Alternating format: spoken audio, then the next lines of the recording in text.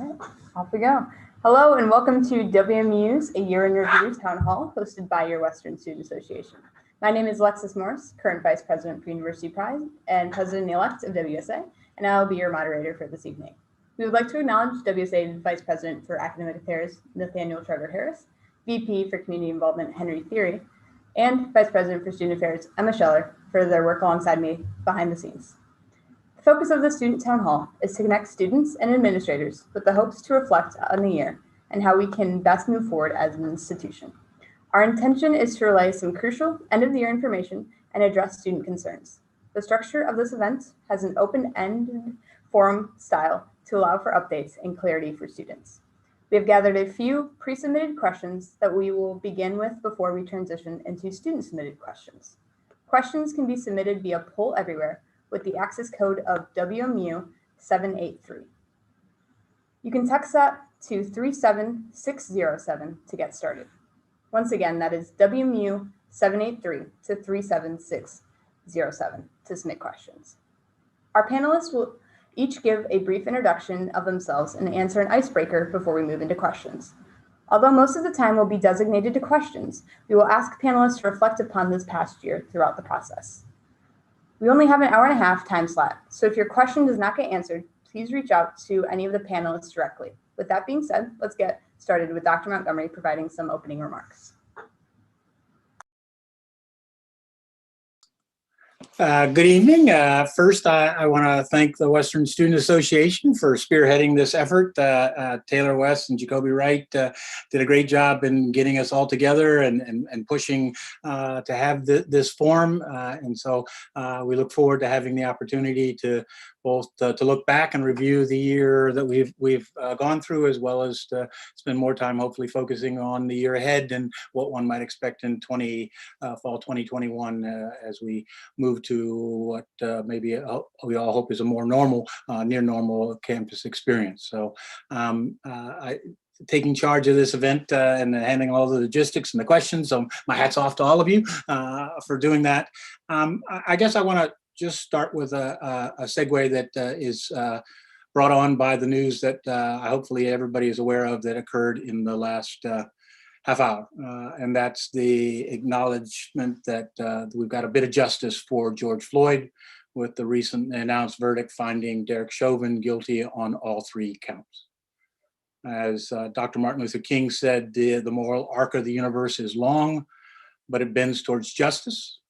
That statement was modified by Attorney General Eric Holder to remind us that it only bends towards justice because people pull it towards justice.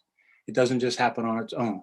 And so for all of those who worked hard for this moment, and for all those who work hard so that justice isn't just for George Floyd, but is a routine occurrence across our country, I applaud them and then charge all of us to continue that fight to move forward.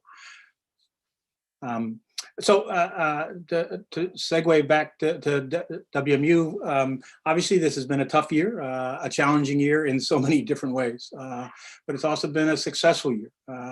We can focus on the challenges and the barriers and the hurdles, which are real and substantial to overcome. But we should also take some time to remember that over the course of the year, thousands of courses were taught. Students participated in activities from the rec center to student life to RSOs. They were actively engaged in WSA and other forums. We made progress on fixing our most used lecture halls in Dunbar and opening a new facility for aviation. In many ways, the campus continued to progress, and then in just about a week, a little over 2,400 students will receive their diploma. And so despite all of those obstacles, despite all of the undeniable barriers and setbacks, our campus showed a remarkable resiliency and kept its eye focused on the core function, which is to educate and prepare students for the future. And students, despite all that they had to go through to grab that education, did so and have progressed. And so I think we want to just take a moment to reflect and be thankful for all of the things and those incredible accomplishments that we've done over the course of the last 9 months and the campus community as together. So, whether it's vaccines or testing, whether it's being there for your roommate, whether it's supporting each other in ways small and large, our faculty and staff, our students came together as a community.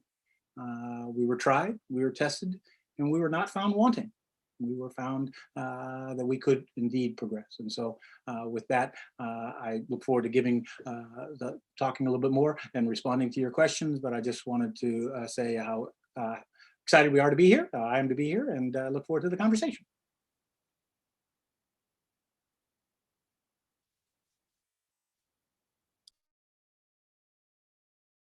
Fantastic. Taylor, do you have any opening remarks? Just echoing what President Montgomery just said, super excited to all those tuning in via YouTube to review the year, and hopefully we can use this reflection to navigate how we're going to do next year. I know that I'm graduating and a lot of people on cabinet are graduating, but we still wanted to get this event up and going so that students can be prepared to know what's going to happen next year. And so we thank the President's Cabinet for collaborating with us to provide this information to students, and go Broncos. Absolutely. Couldn't be more thankful for you all here tonight. Could everyone just quickly go around the room and say their name, pronouns, and etc. So I'll start with Dr. Montgomery. Yeah, I'm sorry. I'm Edward Montgomery, president of Western Michigan University.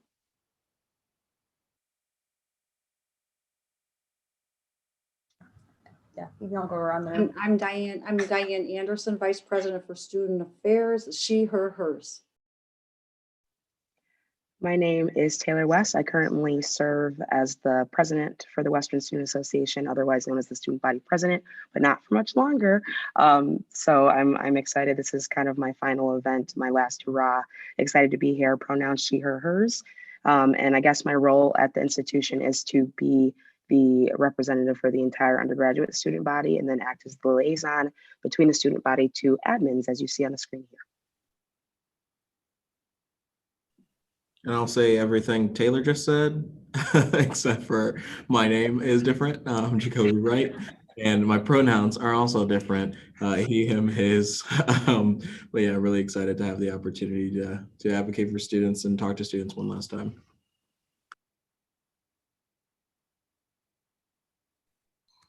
I can go next, I think. I'm Provost Jen Bott, Dr. Jen Bott, and I'm delighted to be here as well, and so sad. Graduation is one of those moments that we so celebrate the folks who are leaving, but it's bittersweet.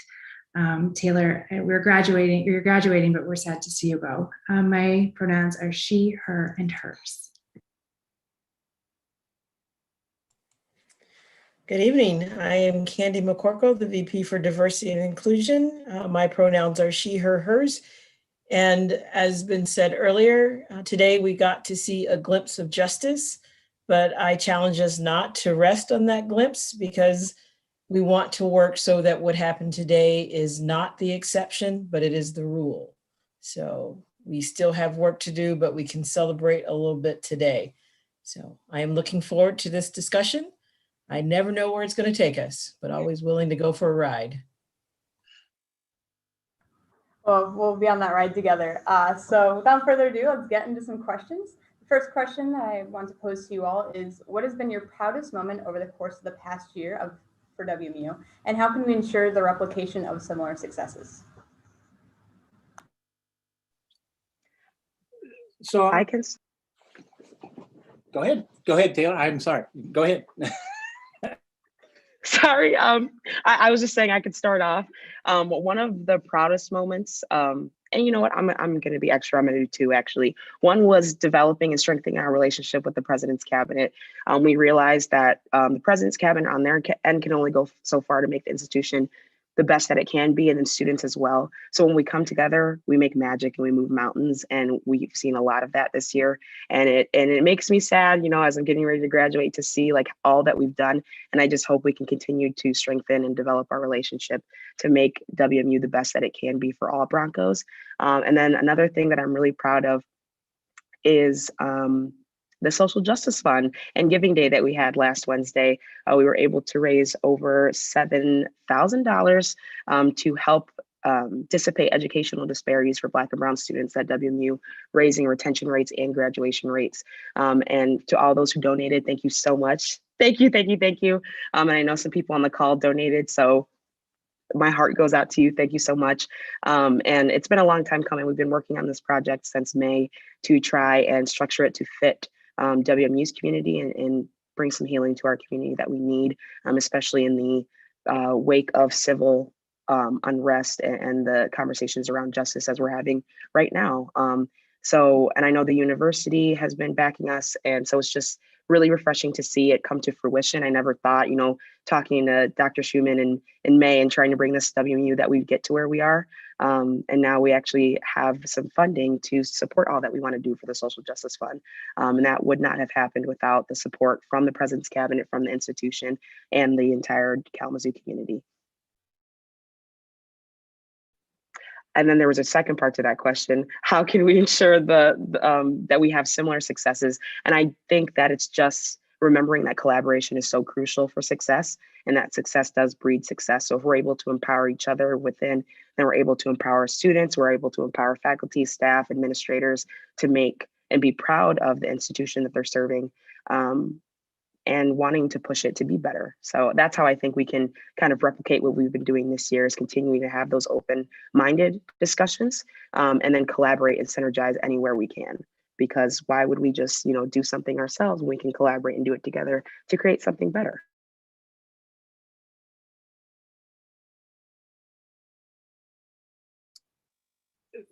So I don't mean to cut everybody else off, but to me, often people think of universities as places which are stodgy and slow to change and adjust and pretty set in their ways.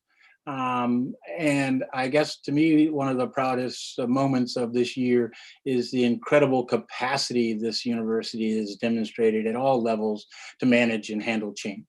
A situation that, almost a year ago from now, we thought would last 2 weeks, and then another 2 weeks, and then another 2 weeks. We weren't sure what the environment would look like. We weren't sure what were the exact causes of the spread and the transmission of the disease, where we weren't sure what was happening with the economy that went through one of the biggest economic declines in our history. What was going to happen at the government, what was going to happen at the local level, what was happening in our own personal lives. This community demonstrated and just an incredible ability to adjust. Wasn't always easy, wasn't always welcome. But that ability to adjust, to adapt, to move forward, to push forward, so that things like Giving Day could happen. Not only did it happen, we got a record amount given. We got a record amount given and a record number of donations. And one of the top 10 fundraisers, I think it's maybe even top 5, was the Student Justice Fund. And so those are the things that people might have said, oh, that can never happen. They can't deal with and manage with a pandemic, an economic decline, all the operational changes, and keep moving on. And so we managed to deal with some of those triple hurricanes, the effect of the disease, the effect on the economy, and how we had to change modalities and still made progress. And so I think the key for us as an institution is how to remember the things which were good and interesting and novel in this experience, and keep those. And then also to remember the things we missed most. How do we get that human touch, that extra human connectivity, that extra thing which makes Western such a special campus, and preserve that too, and treasure that as we go forward.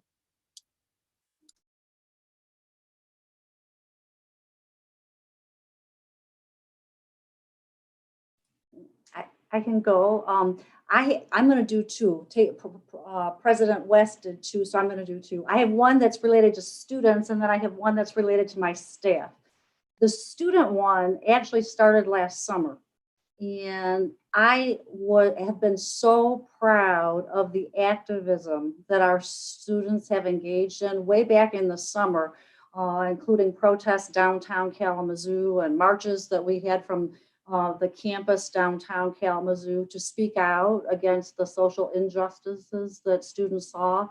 And, you know, we've had years at Western where our students have been more quiet and not as active. I love when students are active and really activists because, you know, you are speaking from your heart, you are demonstrating your passion, you're civically involved and civically engaged, and I love that. So for me, those were proud moments when I would see pictures of students on the TV screen at the protests and, you know, being appropriate, but speaking your mind and letting people know, hey, this is not right and we're not happy. So I really wanted to speak to that because I think today, I actually was just watching one of the news reports and one of the commentators was speaking about the teenager that took the video of the murder of George Floyd. And we might not have gotten where we got to today had it not been for that young gal that took the video footage. And so, you know, you never know what difference you can make. And so seeing students get involved and engaged in the ways that you have, I think is just, it's made me really happy and very proud. And then for my staff, I would say I have called this the year of the pivot. And they have pivoted all year. They've become good pivoters. And whether it's syndicus, whether it's my housing staff, dining staff, rec center, Office of Student Engagement, learning how to engage students in a virtual platform, providing food in a touchless way, moving people in and out of the residence halls based on what was going on with the county health department. The Syndicus Health Center stepped up, and frankly, I think we were as successful this year as we were because of the amazing work that our health professionals did in taking care of us. So I'm just proud of all of them because I think we all stretched ourselves in ways we never thought possible.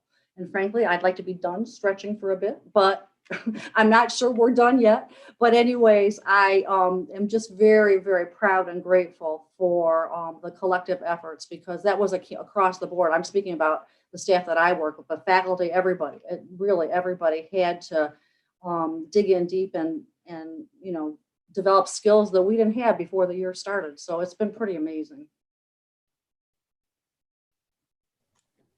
I'll go next. I'm not going to be extra like Dr. Anderson and President West. I'm going to follow the directions. No, I think what I am most proud of this year is the fact as a campus, we made a conscious choice to engage in difficult conversations.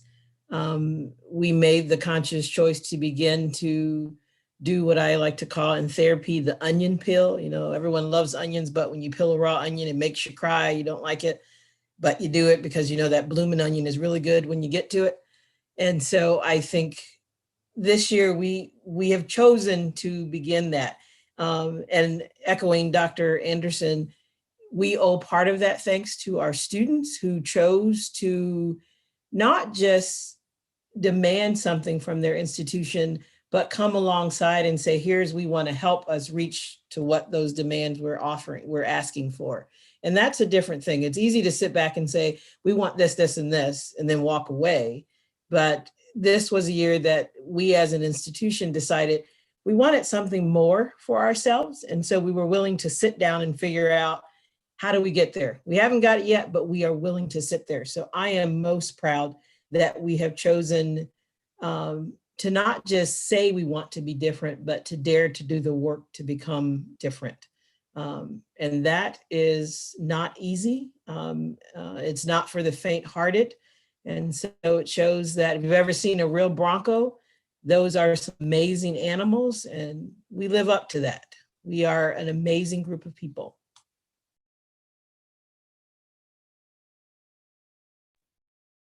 So I think Jacoby and I are left to go. So Jacoby, I'll jump in. I'm also going to do one because I like rules as well. Candy and I share many characteristics. This is another one we can add to our list.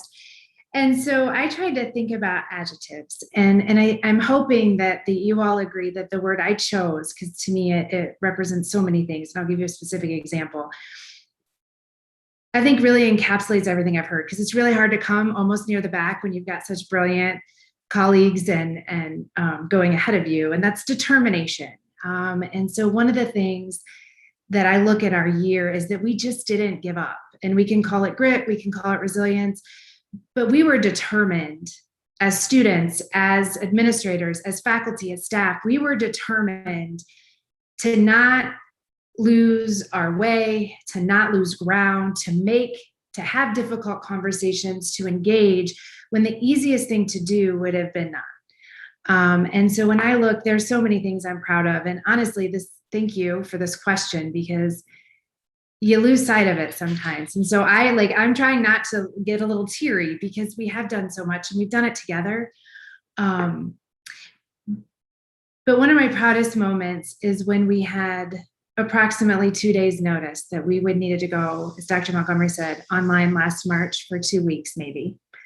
And we had 2 days to transition over 5,000 sections of courses, students enrolled in courses. We had 2 days and a weekend to get it figured out. And everybody did it. We weren't sure how always, but we helped each other. And we had faculty helping faculty. We had students. WSA helped us. We just did it. And we figured it out along the way. And that determination really characterizes, I think, the Bronco spirit.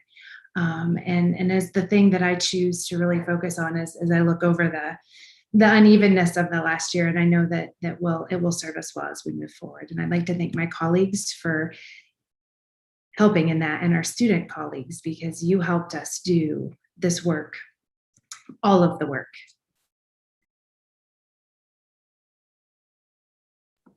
All right. As I say, they saved the best for last. But I'll jump in. Taylor, I think she mentioned two really strong things for us this year, but I'll chime in on probably the third one on that would be the establishment of the legacy newsletter. Never before have we had a communication channel with all of the students. So to be able to get that monthly newsletter this year and get that started, no matter how many times we were told no, or we got to do it this way, we got to do it this way, we got it done, which is something awesome that we can have for the future and to move forward, because now we have a line of communication with the students. That we have a survey on there, and the amount of students that respond to the survey, I'm like, what? We had a student government? It's not good, but shows why it was so important that we got that. So I'm super, super excited that we were able to secure that means of communication. And how we continue that is by doing my favorite thing, is by continuing to ask why, or continuing to ask those clarification questions, because you can say no all you want, but I'm gonna keep asking you why, or how we can get around that no, because if there's a will, there's a way. That's what my mom always told me. So yeah. Fantastic answers, everybody. Just a reminder for everyone viewing at home, Poll Everywhere access code is WMU783, and you can text that to 37607 to enter it at pollev.com. Again, that is WMU783, and you can text it to 37607. So we're going to start with some pre-submitted questions until we get some more of the student-submitted questions. But the first one that I have, and I think it seems to be pretty relevant, is how has the impact of civil unrest across the country influenced our culture here at WMU?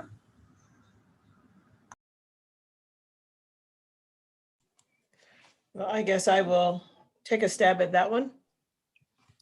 Or Dr. Montgomery, he's like, no, you go ahead and knock yourself out. I'm patient. I'll wait. Build on your brilliance.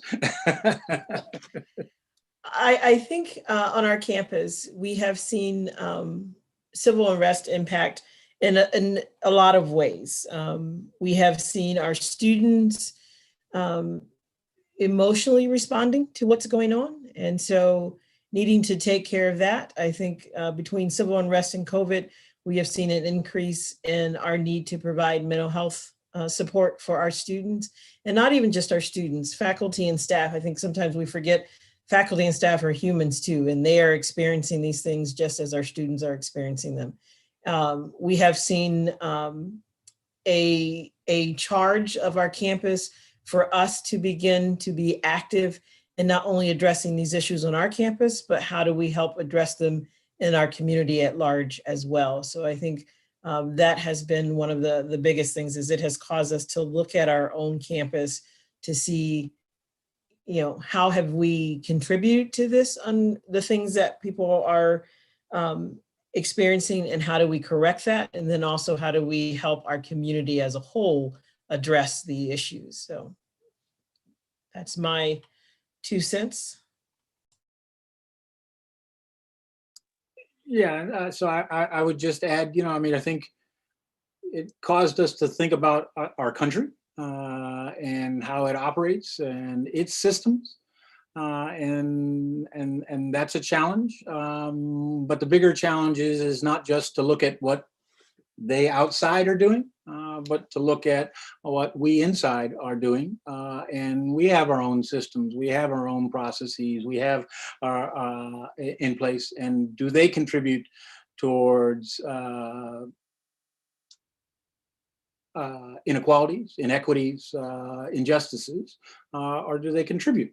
And so I think the journey that we're on, which is an uncomfortable one, it's looking at the things that we've taken for granted, and we think, well, that's just how it is, and that's how it should be. And we have to ask the question, is that how it is, and is that how it should be? And then we have to ask not only the question of others, but ask the question of ourselves. And so some of the things we've been doing as a cabinet is having those internal tough conversations about ourselves, and what do we bring to the table, and what do we assume, and what are our biases, and how do we look at the world, and how does that shape outcomes, or what we take for granted and don't take for granted. Dr. McCorkle is always a good conscience and says, if you're not uncomfortable, you're not changing. Sometimes I would wish I was a little bit more comfortable, but we've got to keep doing that. We've got a long way to go, but I think there is a commitment on the campus to take the steps, to do the journey, to move, and we need to keep being uncomfortable. And so I think the context in the country says the country needs to think about itself, but I think what our students have called us to is not just look at the country, but also to look at Western here at home.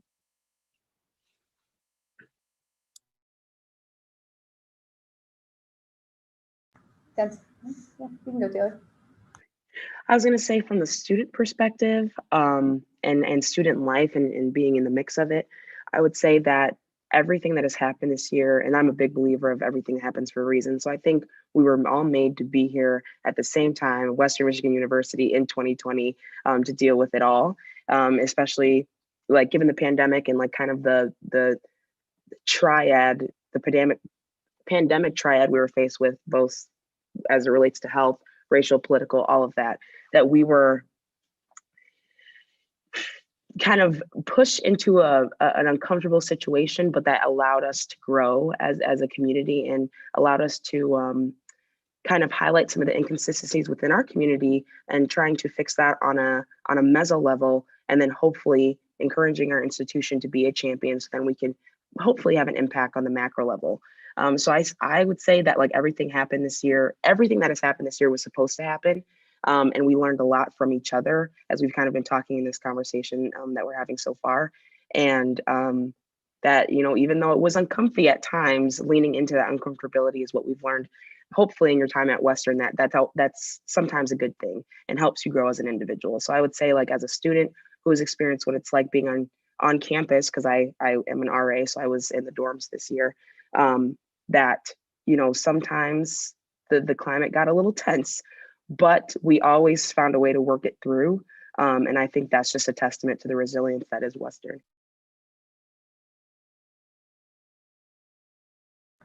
All right, I think we can move on to the next question. Although we have endured many successes over the past year, none of us are immune from failure. With that being said, what is one thing we attempted this year that wasn't necessarily successful, but we were able to learn from moving forward?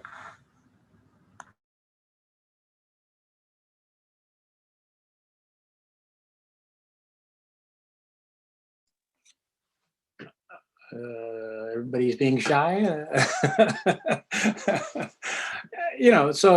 With the wonderful ability of hindsight, I think there are things we could have done different and should have done differently if we had the ability to go back again.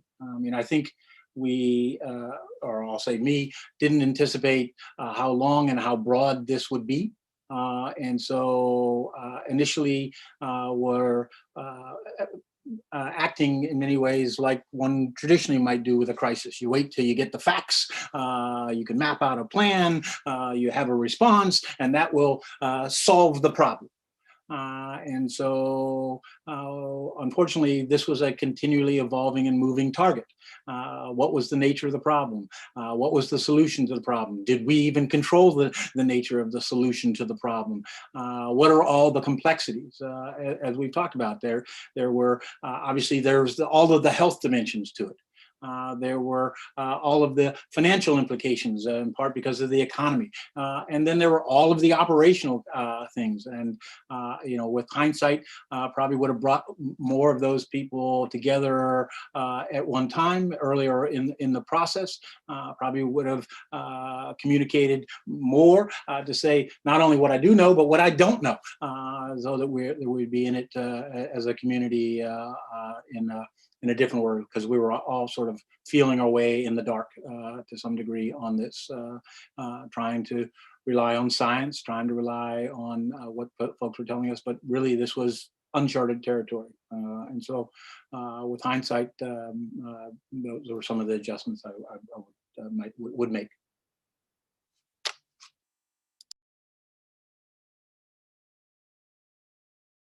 The other thing that I think I would add, which is probably a piggyback to what President Montgomery just said, is because it has been a long haul, I think maybe more support to people at the very front end in terms of navigating how this was affecting them personally. And I'm talking not only students, but employees, because, this had a profound impact on everybody. I can't think of anybody who it didn't impact. And I think making sure that we acknowledge the toll that it was taking, and it was different. I mean, you can't approach these kinds of things from a cookie cutter perspective because it impacts different people differently based on their own personal circumstances.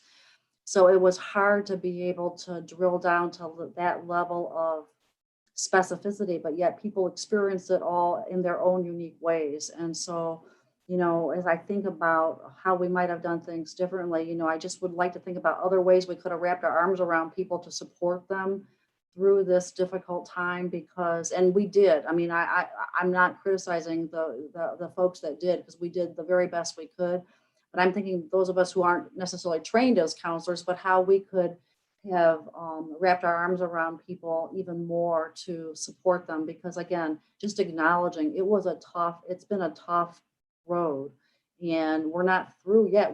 I'm very optimistic. I've had my 2 vaccines, so I'm happy. But the point is, we're not done yet. We're getting close, and so I just think acknowledging, this isn't the 4th lap around the track. We're about the 18th lap around the track, and people hit a wall, and we need to be mindful of that and just continue to support, even though we're all fatigued.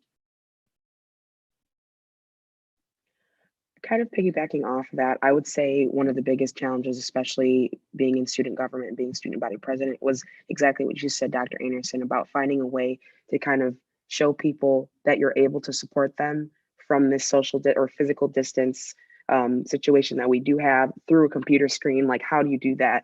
And I think we've all had to adjust this year to figure out, because you can text someone a bunch of times, say, if you ever need anything, I'm here. If you ever want to shoot me an email, my line's open. There's it's that kind of virtual hug per se, but that's not always the solution to everything, or that's not always going to get us to the end goal per se. But I do think that we've had to navigate a different way to show support in a virtual setting. So it's like having, events like these, having forums, having the opportunities to talk and have conversations and learn from that and build from that. So I just want to throw that in there because that's something that we've struggled a lot with, especially internally with our organization, but then externally with students, is trying to satisfy all levels. But it's so hard to do that. And it was so hard to figure out how to do that in a virtual setting, especially as we're transitioning from what we knew, meeting on Wednesdays, seeing everybody, having catered meetings. We've been talking about catered meetings all year.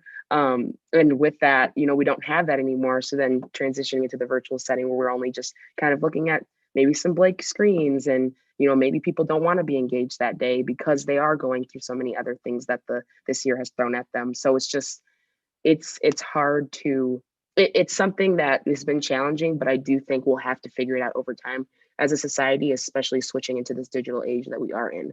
And I think that the student body and administrators and everyone can help figure out how to best help and support the community and provide that healing that we need. So if it's events like this, like let us know that you like events like this, or if you want something different, like please communicate with us so that we know what we can do to provide in order to best support in this virtual world that we're in. But I just wanted to throw that in there because that definitely triggered something in my mind as one of the most challenging things I've had to deal with this year.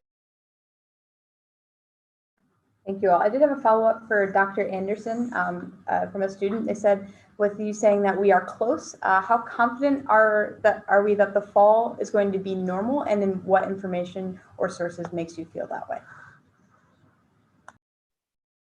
Well, if I had a crystal ball, I would tell you I'm 100% confident, but I'm telling you from my, based on what I'm seeing and the number of people in the country that are getting vaccinated, I just believe we're going to get there. I tend to be a very hopeful, optimistic person, but I also am paying attention to the science and I've been paying attention to the data.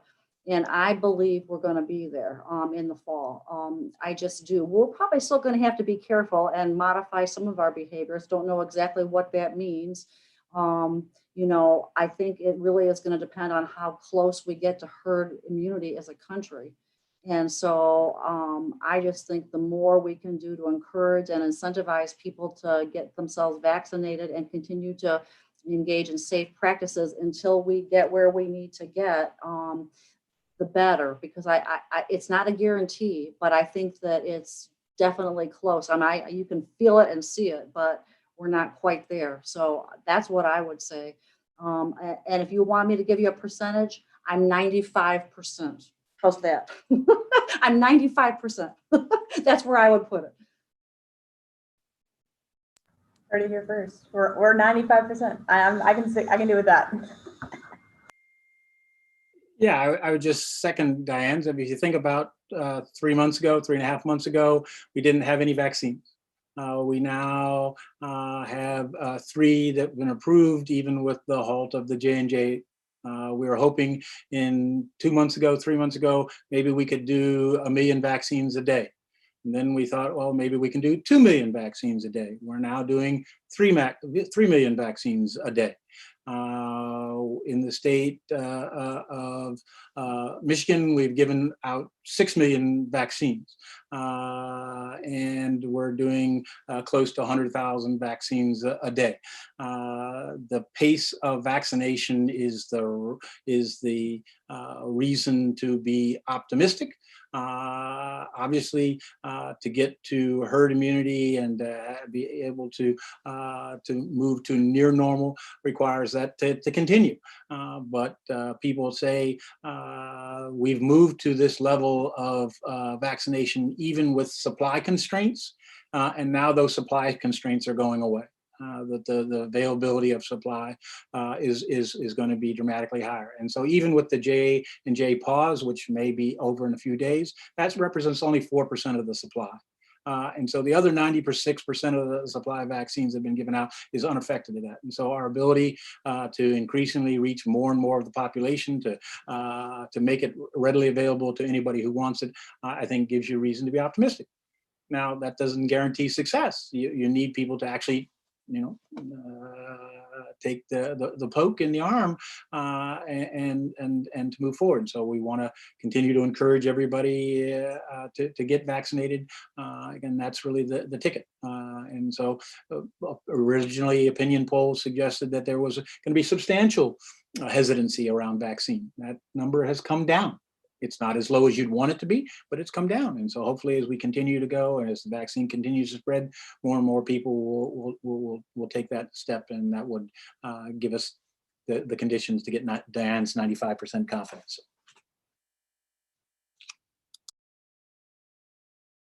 Fantastic. Thank you for that clarification. This question goes for all panelists. If everyone wants to chime in on this one, feel free. So as it relates to your position at the university and over the course of the past year, what has been the most challenging thing that you have encountered within your jurisdiction?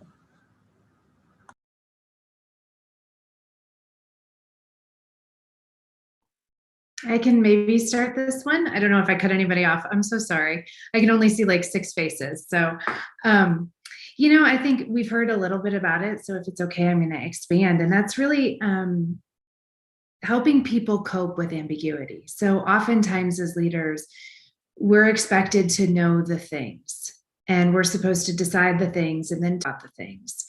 And in this case, I just think about this morning, I was listening to the news, and the CDC has officially come out and said, we don't need to clean surfaces like we did. And I think about how all of us were cleaning our groceries and cleaning our boxes that were delivered. And I think about that as an example of some of the ambiguity that we faced. And so we, as Dr. Montgomery started today, we approached all of this as soon as we had information. We tried to make decisions, to communicate it, but the decisions could only go so far, and then we're into the unknown. We're already talking about fall as one of those unknowns. And I think one of the challenges about our positions and your positions as student leaders is helping people cope with ambiguity. We're okay with that usually in some circumstances, but ambiguity across all parts of our life, at work or school, at home, how we're able to leave our homes or not. It's been the most challenging part is acknowledging that we don't have answers, but we do have scenarios, and we've been trying to operate and exercise those scenarios over time. I think that's been the hardest part for me is not having Diane's crystal ball and being able to tell folks exactly what's coming next, but helping everyone prepare and feel confident in the preparation. At times it's been challenging. At times I know our students, I know my faculty and staff, our colleagues, it can be really frustrating. People just want to know, but we don't. We just have to plan and execute as more information becomes available. So I would say when I reflect on the last year, that's been the most challenging, is how do we prepare others as well as ourselves to cope with ambiguity?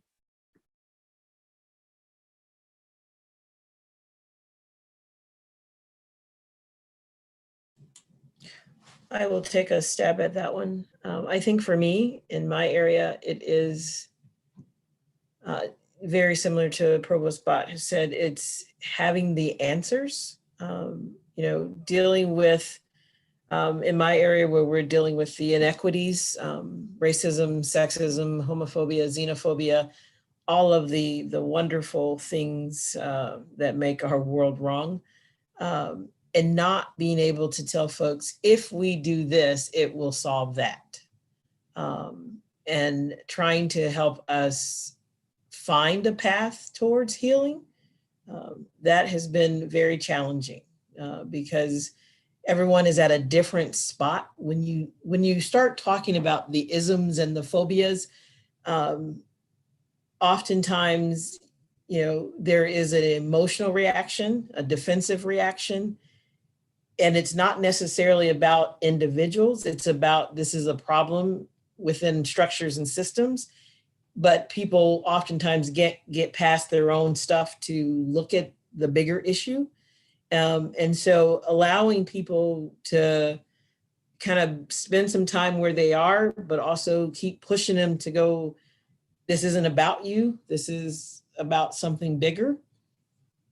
And so trying to be sensitive and compassionate, but at the same time, pushing people forward. And as my children have told me, Mom, you have a tendency to be like a drill sergeant. And so that compassion sometimes doesn't come across. And so, or as Dr. Anderson tells me, you're very direct.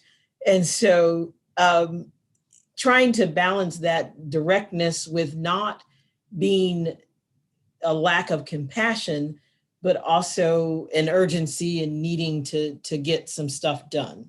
And so that's been, I think, the most difficulty for me, is trying to help us find the path forward, but also really getting across the urgency, but also being able to show compassion, understanding that people are at different places, that these things bring up different things in different people, and giving people the space to experience what they're experiencing so that they can move forward, instead of just going, okay, you had your 5 minutes down, let's get to work, realizing, some people may need more time.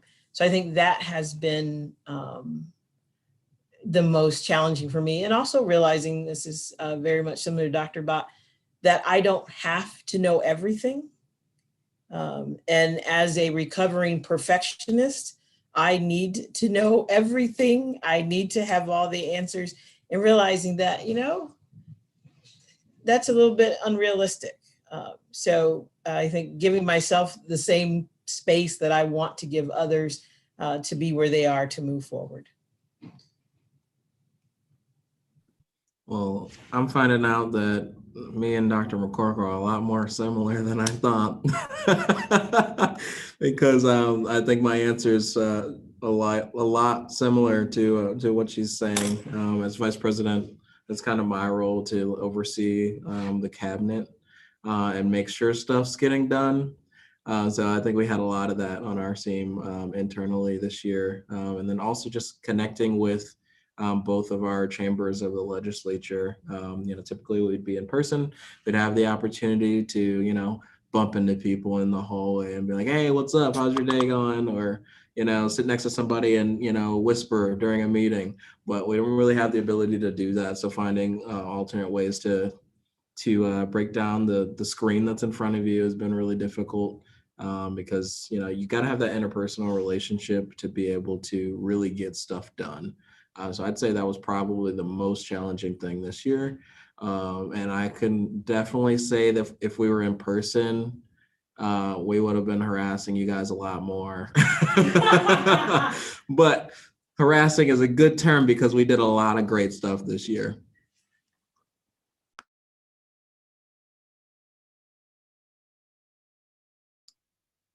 I guess I'm glad then. I know.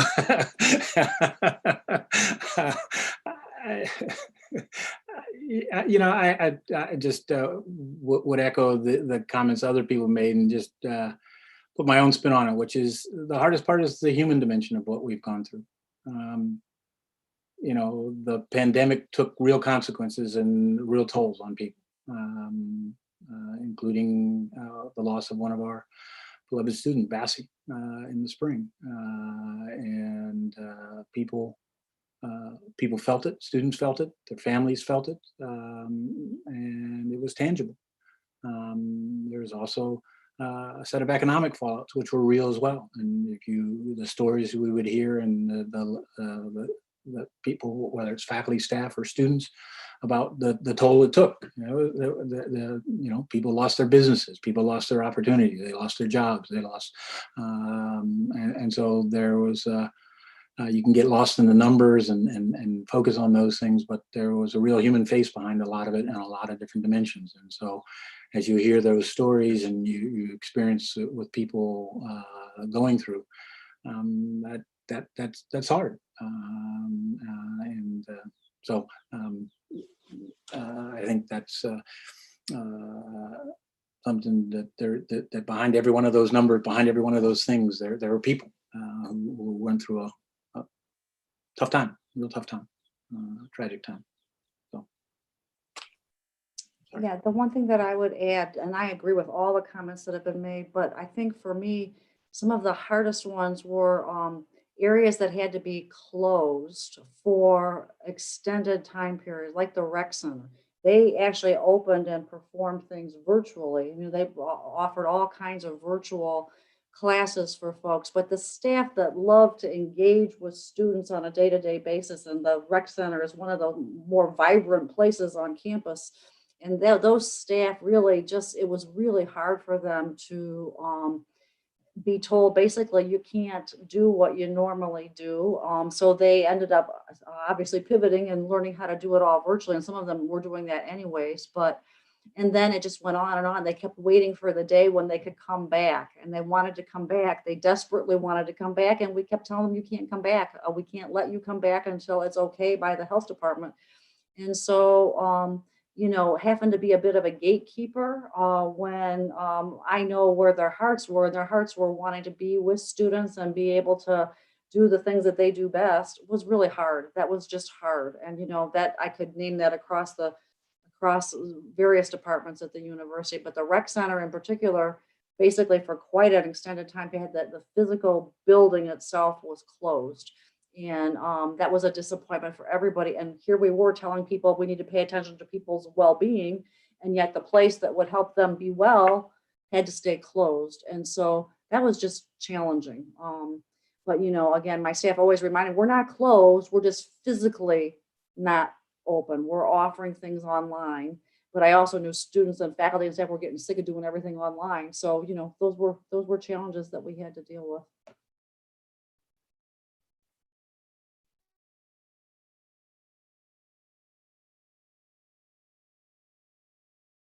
Perfect. I think we can transition into some forward-thinking questions. This will be kind of the merger between the two, if you will. So what conversations are underway, or what specific initiatives are in place to make WMU more inclusive and equitable?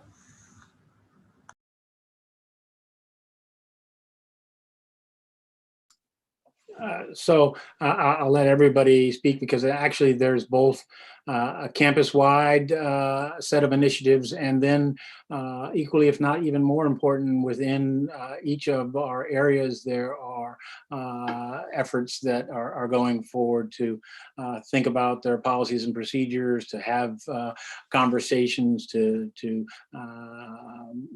address systematic inequities. And so, from the campus's overall perspective, the charging of the Racial Justice Advisory Committee, which brought, I think, 60 some people together from across campus, faculty, staff, and students, that divided their work charges into, I think, 7 different areas to look at how do you make progress on everything from the curriculum to training to our policies and procedures, to try and be systematic and rigorous about that. Look is part of how we as a campus examine ourselves. That effort is supported by an investment from the Mountaintop Initiative to support those kinds of recommendations that will come out of the committee and to help us move forward. At the same time, RAJAC's moving forward. We have Candy and her team has just done a climate survey. We need to know how is the campus being experienced by our faculty, staff, and students. That's vital information. If you don't know what the problem is, you can't change it and you can't fix it. And so this is part of how do we collect that information. We've got committees charged in each college to take that information back.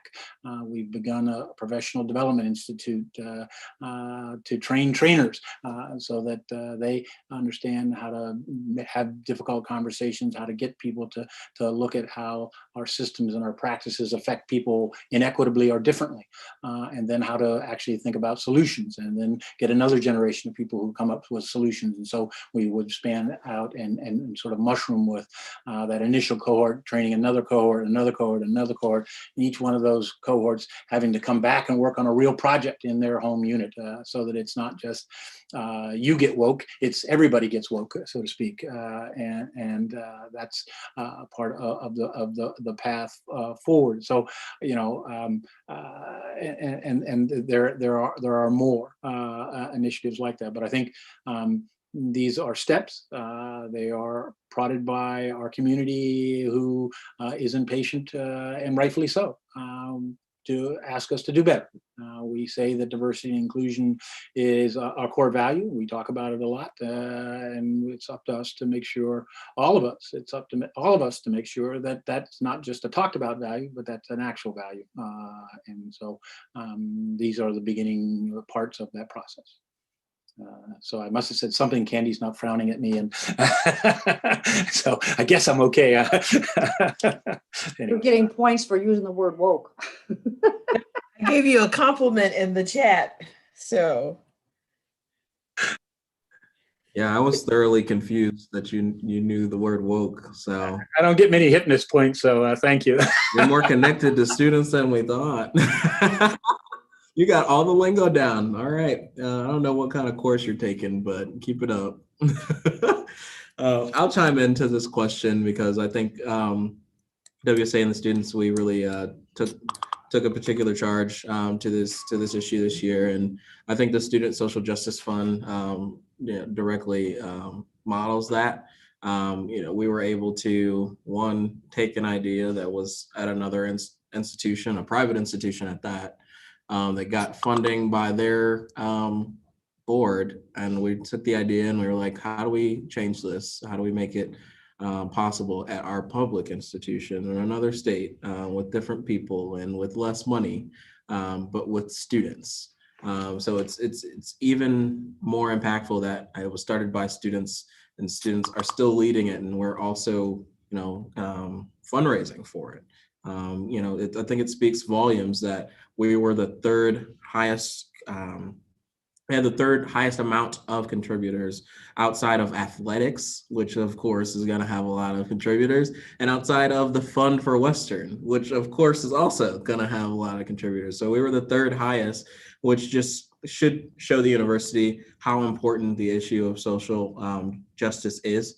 Not even just at our university, but across the entire United States, because we got a lot of buy-in to the message that we were selling. No, did we get the $1 million donation? No, but we got a high amount of people to show that, this is something that we really should be putting our money where our mouth is. And we were able to raise, we won 3 challenges. They did not think we were going to win any challenges, but we came with the smoke. And we did win 3 challenges. And we got some extra funds to do some of those things to make things more inclusive and equitable by giving a scholarship or 2 out. So we're really trying to do our best as students to help students. Yeah. Woke and smoke. Yeah, we could write poetry. That's Dr. Montgomery, I'm coming over. I got the pen. I'm ready. Way after this. So I'll chime in here a little bit. Jacoby kind of touched on majority of it, but I've been preaching this probably since my junior year, once I started understanding the operational side of the institution. And Western does an amazing job at promoting diversity, because once you come to campus, you see someone who's different than you, and that's just facts. And I know that a lot of people from students to faculty members to staff members come from all over the nation. And this happens throughout higher education all around, is that, we all come from our different backgrounds, but ultimately you come into the college experience to expand and to learn more than you ever thought you would, because you're going to see someone that you've never seen before. You may not have seen a Black person or a member of the LGBT community before, but now you are sharing the same space and you're in the same community. Not saying like you're forced to learn about them, but there's so many opportunities and avenues for you to learn and expand your knowledge. And with that, Western does an amazing job at promoting diversity, but we have to start looking at the inclusion piece, because diversity inclusion kind of gets looped up into one big umbrella. But the inclusion piece is so important, because that's where equity also comes into play, is including and not trying to assimilate, as our nation likes to do, but encompassing and encouraging different cultures and different experiences, so that we can have this kind of salad bowl, not the melting pot, but the salad bowl, and mix it up and be blended and colorful as we are at Western. And that I pride myself on getting ready to be an alumna. So I would say that going forward, something we can look at futuristic focus, because I know we're going to move into that half later, is looking at that inclusion piece. What can we do to make Western more inclusive? Because right now there are some inconsistencies that we have to just acknowledge. We have the diversity on campus, but that inclusion aspect is the most important part. Like, that's the meat and potatoes of everything that we're trying to do. So with students rallying for social justice, environmental justice, that is just part of that. And then the other part of it comes with university commitments and encouraging what their students are doing, what their community is fighting for, and that is equity on all fronts. So I just wanted to throw that. And I think in looking at all of those, Dr. Montgomery has shared a lot of the initiatives that we're doing from an institutional standpoint. So I won't harp on that. I will do one congratulations. We have been accepted to be part of a Truth Racial Healing Transformation Campus Center. So we will begin that work on our campus. We have a group that will be going through training in June and then coming onto campus.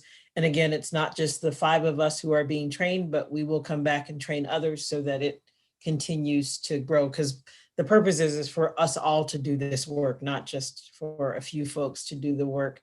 But I think going with Taylor's thing, when you think about DEI, and now there's J that has been added, and I've seen it as Jedi, which messes with me because as a child of the 70s, I just think of Star Wars, and that just messes with me. So now I can actually wear my Yoda costume to work and be okay because it's representing my work. But justice, equity, diversity, and inclusion. Diversity is that's the low-hanging fruit. You just get 2 people, you got diversity. Inclusion is creating that space for that diversity to exist. Equity is necessary for inclusion to happen because equity is we're requiring what people need to be able to be in that space. And then justice is that we are making sure that that is protected, so that equity and that inclusion is protected. So that's how you can understand those letters.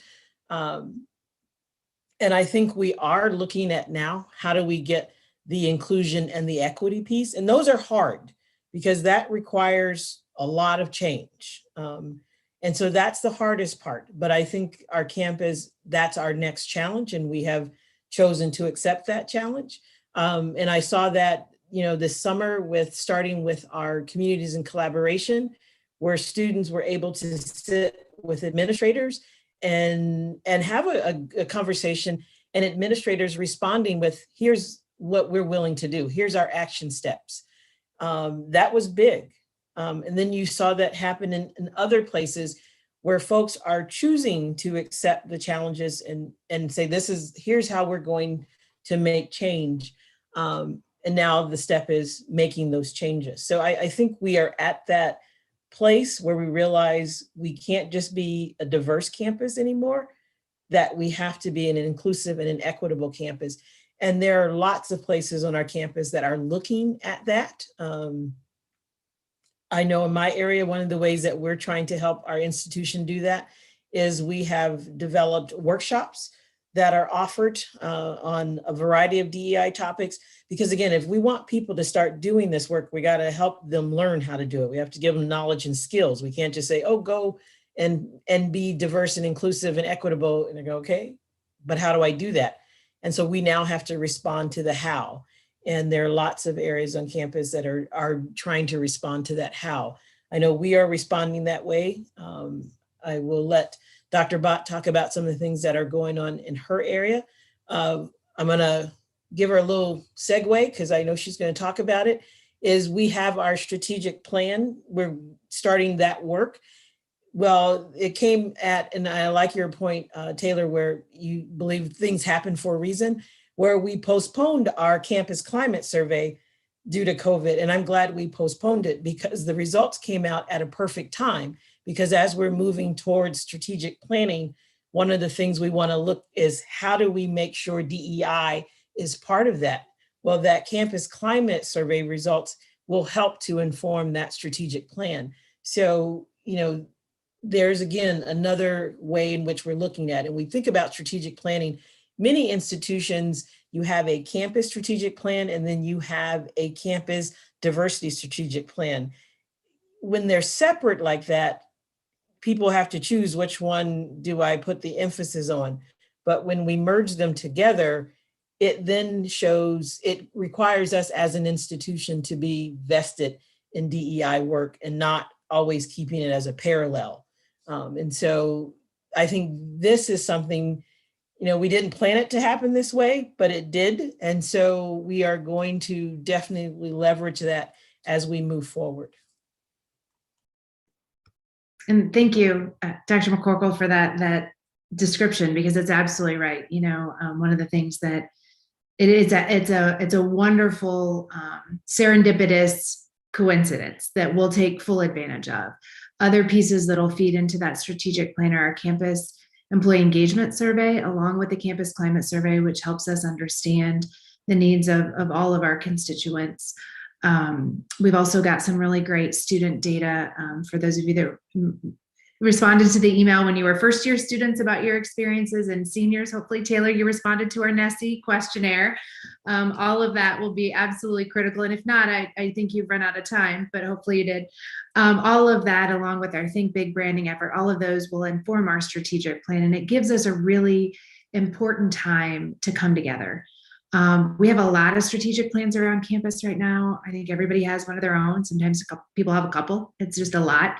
But this is an opportunity to really come together as a campus, identify those things like DEI that we hold quite dear, that we want to lift up, and ensure accountability, because that's part of a strategic plan. It's about coordination of effort and coordination and creation of culture, but it's also accountability.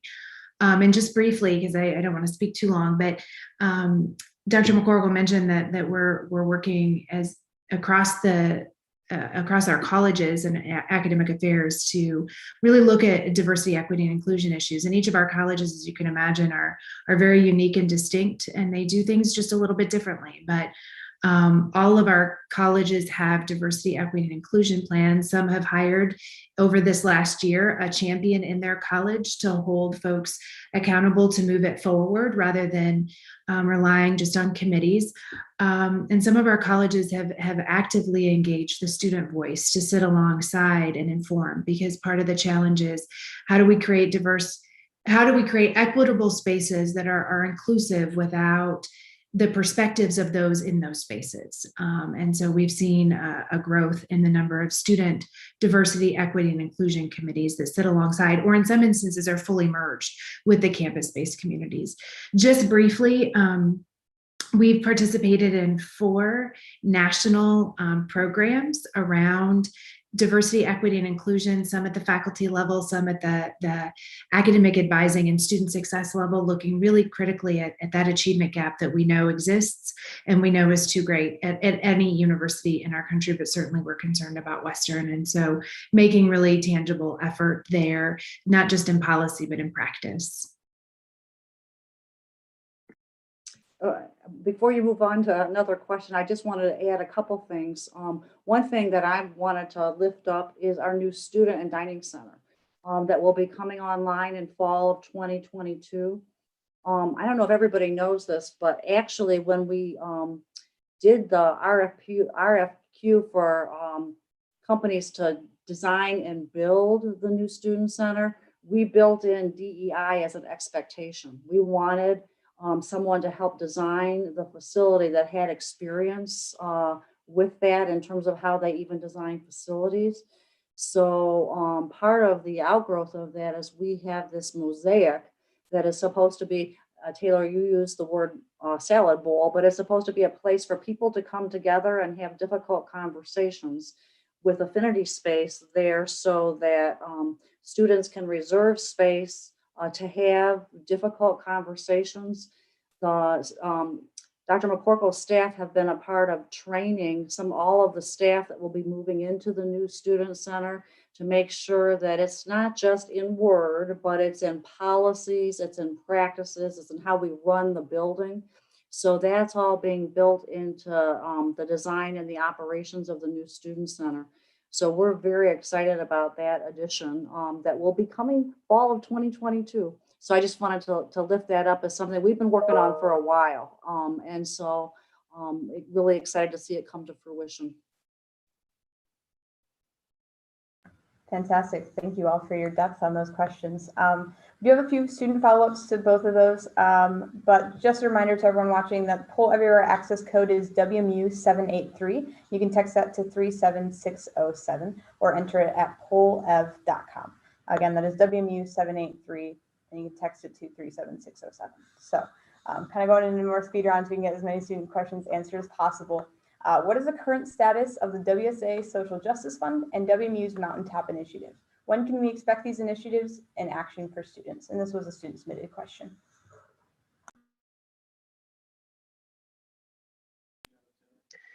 So with Giving Day that just happened last Wednesday, we are still in the processes of figuring out how we can use the funding that we received for Giving Day to actually implement all that we want to do. So for those who don't know what the Student Social Justice Fund is, it is essentially, its overall goal is to raise WMU's graduation and retention rate for Black and Brown students. But through that, we have 4 kind of goals that we want to implement in order to help students.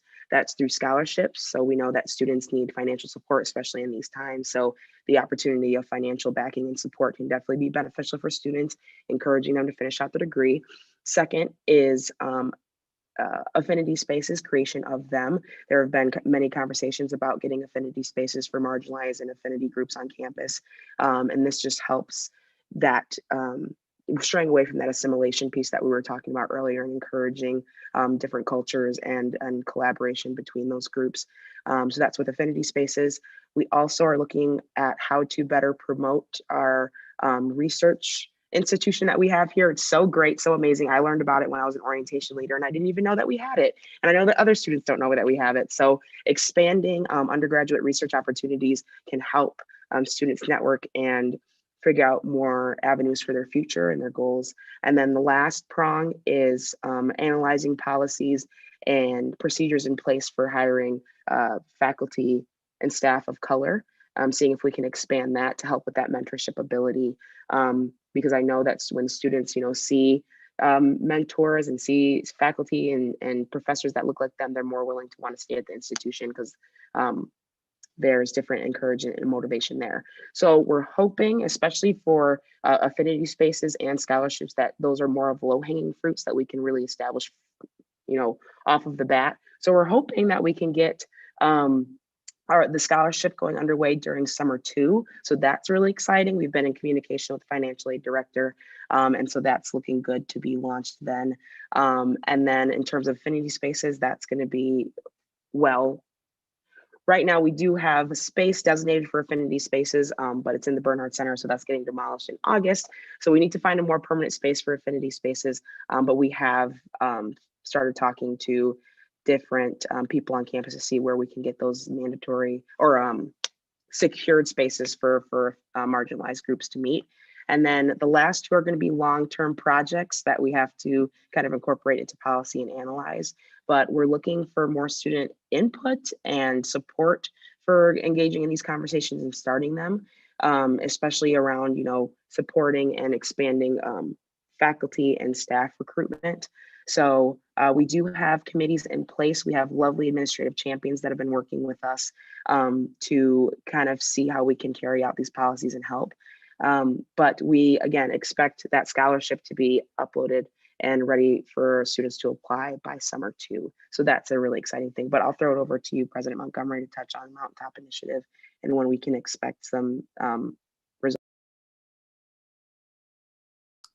So we started to spend some of the money from the Mountaintop Initiative on training the trainers and various initiatives in that front. And I would expect that as the different subcommittees from the Racial Justice Advisory are at the point of making recommendations, that would accelerate the timing in which we would be able to make additional investments.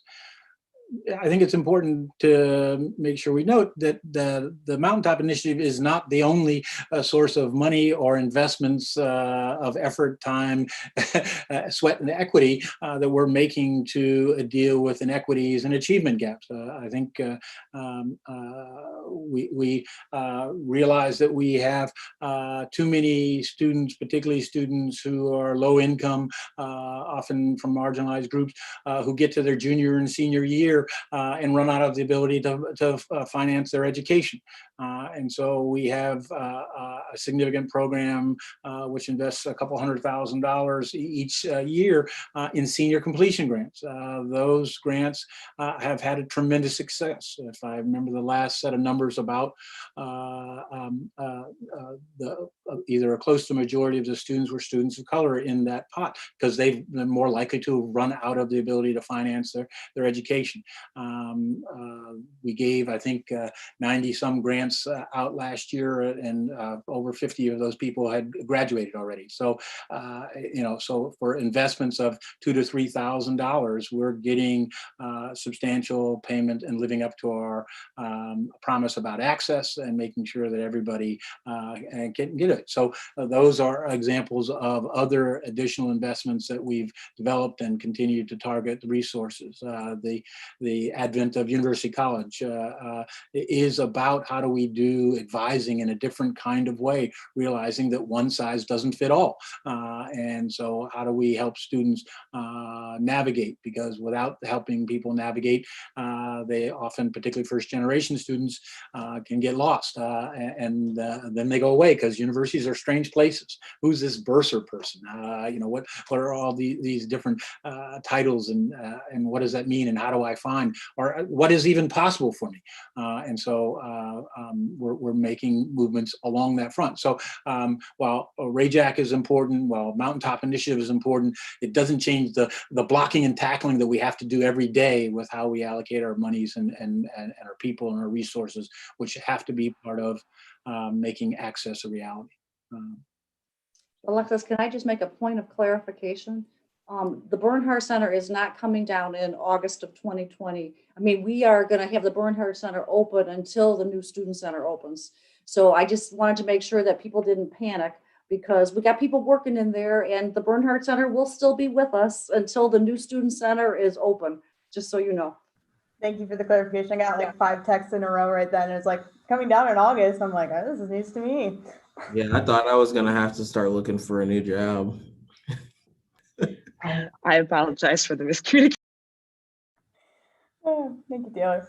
Well, I have one last thing to just add on to what Taylor was saying in regards to the Student Social Justice Fund. So we are planning on doing scholarships, hopefully by summer too. And we're going to use the funds that we generated on and after and before Giving Day. So if anybody is watching who knows people who would still like to donate, let us know, and we can make that happen. So we can afford some scholarship dollars to other students who are in need. Because right now we can give, I think we can give like 3 away, which is super awesome, and I'm super excited to help those students. What was that you said about yourself at the beginning, that you just don't stop? Is that what I remember you saying? Yeah, it was good. Perfect case in point. I love it. He doesn't take no for an answer. If there's a will, there's a way. If aviation doesn't work out for you, Jacoby, I think you could go into sales.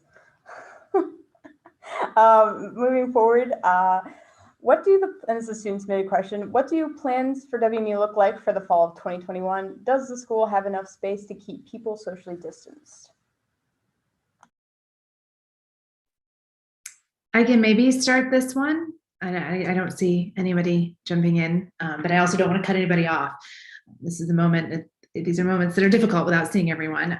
So we are planning for a normal-ish fall. I don't know if any of you use the ISH to end a lot of words these days. I don't know if that gets me hit points or not, probably not. But so 75% of our courses today are projected to be for either face-to-face or hybrid instruction in the fall. And so we do believe that we have the space to keep people safe. And we also believe we have the policies and practices to keep people safe. One of the things that's important to recognize is there has not been transmission in our classrooms between faculty and students, or students and faculty. Even in the tightest of classroom spaces, which Jacoby knows probably better than all of us, which is a cockpit. There's no socially distancing in a cockpit. Those are tiny planes. And so we've done a really good job keeping people safe, and we'll use what public health guidance we have in the fall to continue to do so.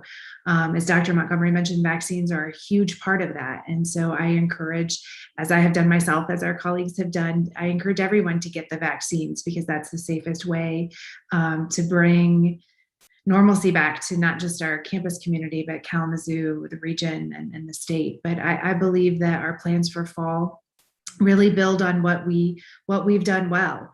We'll continue to evolve and adapt as new guidance comes out, both from the CDC as well as from state government leaders. But I like Diane's crystal ball. I'm going with the 95%, and we look forward to welcoming our staff and opening offices to begin to practice what campus looks like again, starting in July.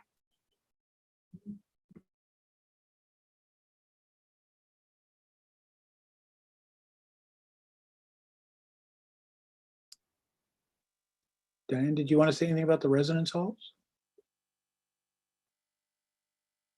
Yeah, we are planning, again, the ISH were the norm for a normal fall. At this point, we don't know exactly what that will look like, but I am hoping that we are able to put the furniture back in the lounges and give people an opportunity to build community. Because one of the things, I spoke with the housing staff at their recognition banquet, and I said, it's really hard to build community when you tell people you take the furniture out of the lounges, you have people have masks on, you have people arm's length away. And so I'm hoping that we don't have to do that. We'll do whatever it is we need to do to keep people safe. But I am hopeful that we won't have to have all those kinds of measures in place. I'm sure we're going to be cleaning like we've been cleaning. I think that we will continue to do everything we need to do to make it a safe environment. But we're hoping to have people back. At this point, we anticipate that, Western View is already full. I mean, it is full. Western Heights and the Valleys will be open, and the Western View apartments. We do not anticipate opening Henry or the Burnhams this year, and those are community baths. So we again will be in residence halls where either there's suites or there are semi-private baths. That's how we call the Western Heights bathrooms.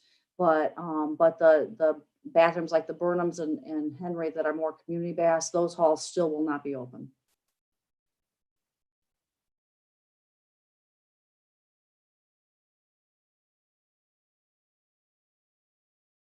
All right, thank you. Do have one more before we get into the final. This one is a student submitted question. It says, climate change is a clear threat to our success as an institution, state, and people on Earth. Do you support a call to lower WMU's year commitment to carbon neutrality? If so, what year do we support?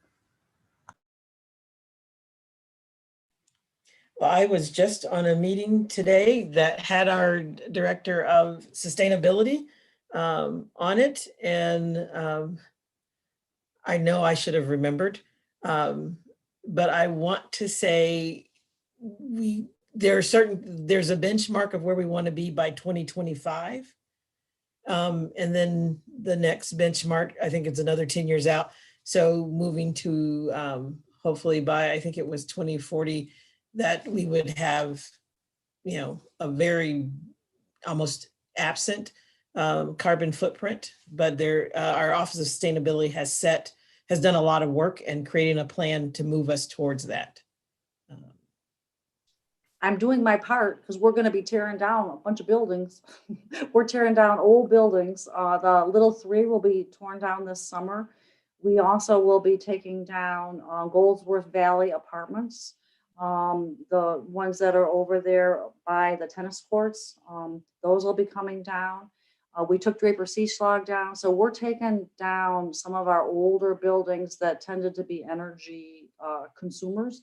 So I think that the more we can take down these older facilities, that will help us get to the square footage that we need to help with the goals that we have as an institution.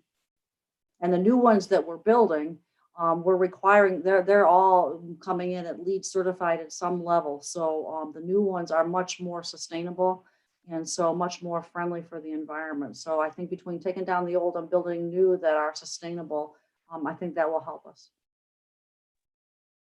And if I could just add a couple of things. First of all, happy Earth Week. We're in Earth Week, so there's a lot of activities going around. The Kalamazoo Climate Crisis Coalition has activities. The Earth Day Festival is virtual, so if anyone wants follow up on how to engage with those activities as we celebrate Earth Week, as I think I see outside my window, it is in fact currently snowing. If you don't have a window, I'm sorry to share that news with you. So I want to celebrate, note Earth Week. And then one of the things I did want to mention, and I think Dr. McCorkle referenced this, I did, alongside President Montgomery, charge our Carbon Neutrality Committee to look at our 2065 goal and examine ways that we might, as a campus, fully understand how we might move that goal forward. And by fully understand, I mean understand the institutional responsibility, but more than institutional responsibility, understand our community responsibility in Kalamazoo, as well as the personal responsibility that each of us might have as we look at how we can become a carbon neutral campus, perhaps faster. And one of the key ways that we know to be true is cars and parking. And so that's a huge issue. And we've got some incredible faculty experts working alongside student experts on our climate neutrality committee that was convened earlier this year. We'll work through the rest of the summer into the fall to really look at how we can model how we could get to a neutral campus faster. And I agree that part of that is having hyper efficient buildings, which has been a commitment of this institution for the last number of years. But happy Earth Week, and let me know if there are ways that I can connect you to the many celebrations going on. Fantastic. Remember when I asked you a question, you gave me 2 answers? This is not the last question. I do have a few more for you, and I think we can squeeze them in. So will there be COVID-19 impacted on the spring 2021 transcript?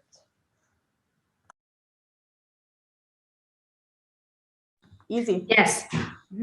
Awesome. Is this the lightning round? Yeah, it's lightning round. Let's see. If we were We faced can with make them all yeses, Alexis. I don't know if they're all yes or no questions, but all right. If we were faced with another virtual graduation, either in the near or far future, what alternatives has the university considered to maximize engagement and personal fulfillment for its graduates? So while we have a virtual graduation, if you think about the experience, it has evolved over time from a year ago. We heard the committee that they wanted more opportunity to engage, but we need to do it in a way that's safe and consistent with the restrictions.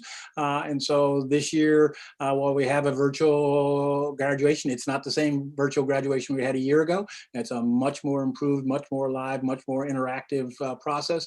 Plus, there will be opportunities for pictures and other in-person activities around the campus. And what you want to think about as we go forward, where we're going to do turning that dial to increase the amount of in-person experiences that we like to have until we get to some point where the light's fully on and we're back to the kind of experiences we might have had in 2019 and so forth. And how fast we'll be able to turn the dial is a product of vaccinations, but we're committed on a path to have much more increasing in-person experiences. So there are conversations going on with the deans and departments about, all right, how do we take a step up in June if we're still in that state and move to hopefully by the fall where we could have both an in-person engagement for those who didn't get to experience it last year, as well as have a regular fall graduation in December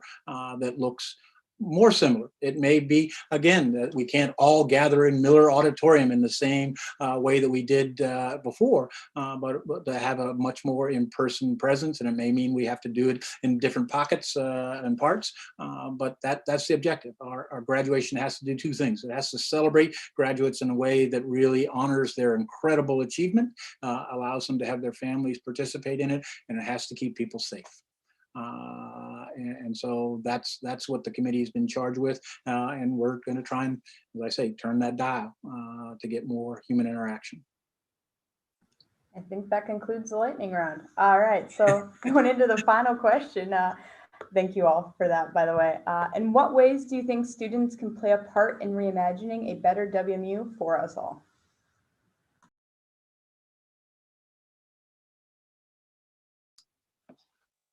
So I'll go first. I mean, we are a university that, our first thing is learner-centered. And so the students are at the heart of everything that we do. And so we need give and take. We need what's working, what's not working. We need feedback on are we being responsive? Are we meeting people's needs? I think what WSA has done this year is a much higher level of engagement. We need to keep that up. We need to keep that going. There's some tough shoes to follow here for the next, but I think we as a campus need that on a whole variety of different fronts because if it's a great plan and it works for me and it only works for me, then it doesn't work. And so we need voice. We need voice on our climate goals. We need voice on our social justice. We need voice on our curriculum. We need voice, on the classroom experience.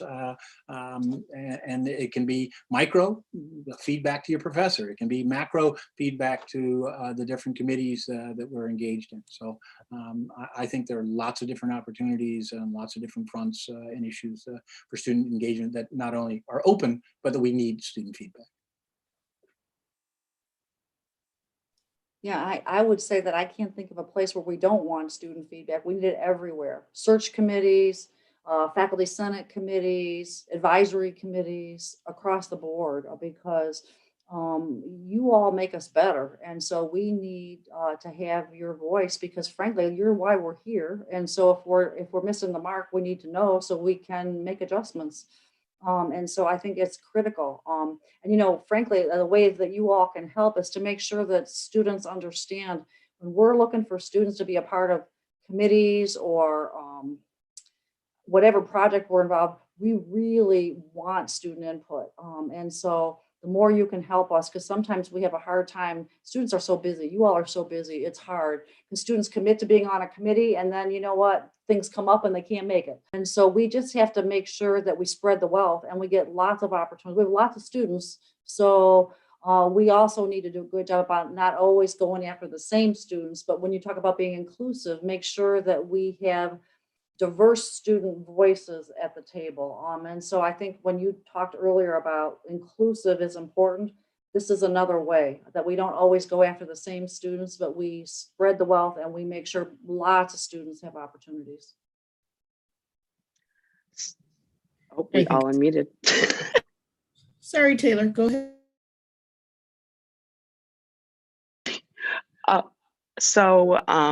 This is something that I've been kind of talking about, and all the administrators on the call can probably contest to this, is that the university can use their student leaders as like that first sign of contact, because we are, especially me being student body president, I'm supposed to represent the undergrad. So I'm supposed to keep up to date with all the different, or the four corners of the university, as I like to call, CHHS, Parkview, all of them, and report back to base essentially and reflect or represent the student body effectively. But with that, you shouldn't be all left on one person, especially this position and me and Jacoby, but students have such an important voice, and that's what Jacoby and I ran our campaign on, is that we are what make up the institution. We are the students, we are the community. And with that, we can use our voice and our synergy and our collaboration to figure out and reimagine a better WMU for all. But exactly like Dr. Anderson said, what comes with that is a different perspectives for people to actually speak up and say like, hey, actually as a member of the Latinx community, this won't, fly in our realm, or as a member of the Black community, this won't fly, or as a member of the LGBT community, this won't fly. We need to have those conversations. And although they may be uncomfortable, we've learned to lean into the uncomfortability because we're going to see a more positive result for our institution. And with that, I feel like, and this is what I've been saying earlier, everything that we've gone through this year as an institution is just a testament to that, a testament to our resilience. So that's something I've learned a lot about myself personally this year, is that, even stepping into the unknown may be a little scary, and diving into that uncomfortability, of course, you're going to be hesitant to do so, but just know that you're able to get yourself to the other side, and where we hear that the grass is greener on that side anyway. So with that, I would say that students play one of the biggest roles in reimagining a better WMU for all, but also in collaborating with administrators, because they have important jobs to make sure, that we have an institution to come to, which is, that's their important job. But then us as students, what we need in our community right now, we would have to communicate that effectively and also bring solutions forward. We don't want to always just complain and say, we don't want this expensive parking pass. We got to come with solutions. And that's something that Jacoby and I also ran on, and something that we've promoted all year is coming with an idea. And if the idea doesn't work out, that's fine, but collaborating and synergizing to figure out what would be the best to reach the goal. So if the goal is raising retention and graduation rates for marginalized students, then how can administrators, how can faculty, how can staff, how can students all collaborate together to make that happen? Because it's not on one person, it's not on 3 people, it's not on the president's cabinet, or it's not on the student body president and vice presidents, all of us, to make sure that we have a better WMU for all. Yeah, and just to add on to what Taylor said, because it was all great, of course. But I'll just say be imaginative. I think that's something that we really should have in our back pocket. We shouldn't be refined to inside the box. We got to think outside the box, and to use our own words against us. Not just think big, but think bigger. And not take no for an answer. But I think one of the things, and everything that I've said has been said very well, is part of the way students can help us is to inform our decisions. Because again, we make decisions by what we see. We don't have your perspective. And if you don't provide that for us, then we make decisions without that information. So part of it is being active and engaged, finding ways to talk and find a way to be engaged. And I think also looking at what you can do, because oftentimes as students, you assume, oh, I'll give the information to the administrators and they'll take it forward. You have agency among yourself. There are things that you can do. So I think it's both parts, informing our decisions and then finding your own agency to create the change that you can within the power that you have as well. And I have 3 words that are alliterative. And I would say partner, plan, and push. And so sometimes it's a push, sometimes it's a partnership, and sometimes it's sitting down and planning for a future you won't experience. And so, because you'll be graduated, not that it'll take that long. And so, I think it requires the conversation to know on each side when the time is to partner, plan, or push. But I think that's what you all have helped me understand this year as student leaders, and I appreciate that.